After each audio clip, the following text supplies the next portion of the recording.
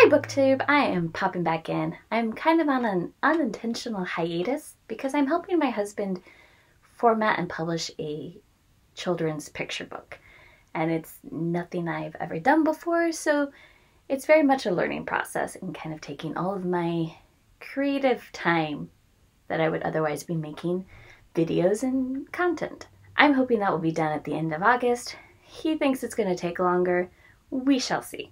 But I did want to come in today and do the mid-year freakout tag because it's kind of a staple of BookTube and it sort of catches you up on things that I've been reading that you might not have heard about since I haven't been able to talk about my April, May, or June wrap-ups. So jumping on in, question number 1, what is the best book you've read so far in 2024? And for me, that has been The Six by Lauren Grush. This is a biography about the first 6 female astronauts at NASA. And I really enjoyed this biography. I'm kind of a big space history nerd, and I love all astronaut biographies and memoirs, but this one I especially enjoyed. I actually listened to this, and the audio book narrator was fantastic. Question number 2, best sequel you've read so far in 2024. And for me, I have gone with A Power Unbound by Freya Marske. Now, this series was nominated for Best Series for the Hugos, which is how I picked it up sooner rather than later, because it's been on my TBR list for a while. And A Power Unbound is the final book in the trilogy. And I just love the wrap-up of this fantasy story. This is considered a fantasy romance and has some very sexy, spicy scenes. However, it also has a very strong fantasy story that I greatly enjoy. So that's why the last one in the trilogy is my favorite sequel. Number 3, a new release that I haven't read yet, but I want to. And for this one, I am going with Ocean's Gadori by Elaine Yu Cho. A few months ago, as I was wandering my indie bookstore, I saw this. I love space opera, picked it up, and it's on my shelf still. I have not read it, so I want to. Especially because it is a 2024 release, and if it's good, then it's possibly something I can nominate for awards next year. Number 4, most anticipated release for the second half of the year. And for me, that is Cast and Atonement by Michelle Segura. This is going to be the newest book in the long-running series, Chronicles of Elantra, that follow Kaylin Nea, who is a hawk, which is this world's version of police, but it's like patrol police. Except she has magic, and so gets pulled into other investigations and things as well. Number 5, biggest disappointment. Now, this isn't usually a category I track personally. However, there have been some books that I've read for readathons and other projects that I actually finished, because I don't keep track of DNFs. And I do have a contender for this one this year, and that is The Terraformers by Annalee Newitz. This is one where I love the premise more than the execution, especially because the synopsis gave me the promise that we were going to be following one character throughout the book, and instead that character is only in the first part. There are many things I do think Newitz did that I enjoyed in this book, but it would have been better if I had not read the synopsis at all for it. Number 6, biggest surprise. Now, a little backstory of this one.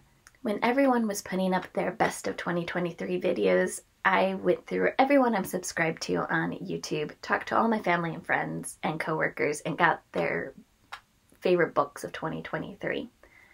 I have 280 something unique entries, and for my biggest surprise, this book came out to be tied for number 2 of most mentioned, which I was surprised and a little daunted about picking it up.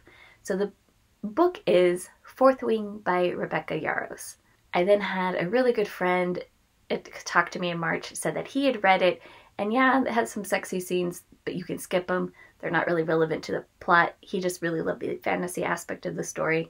So it ended up working to fulfill a prompt for my April's Magical Readathon TBR, and I read it, and I actually enjoyed it.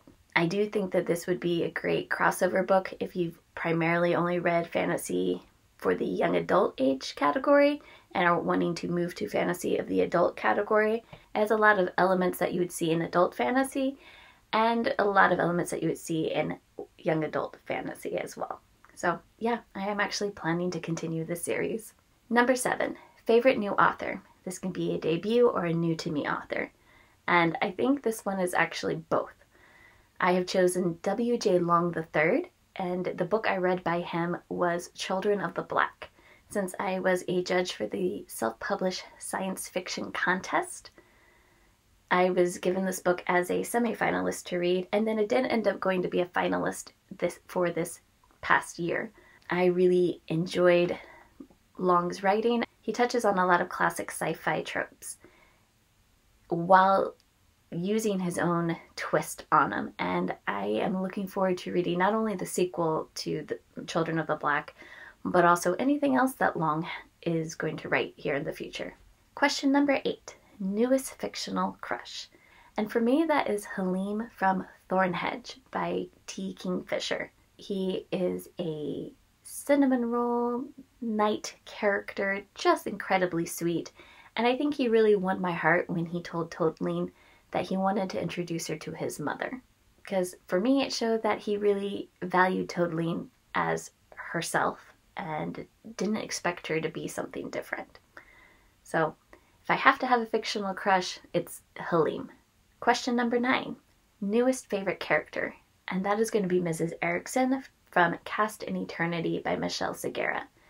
As I mentioned earlier, her Chronicles of Elantra series, which, interesting that all the books in the main series start with Cast in something, but Cast in Eternity was the previous book in the series, and we get to meet Mrs. Erickson for the first time.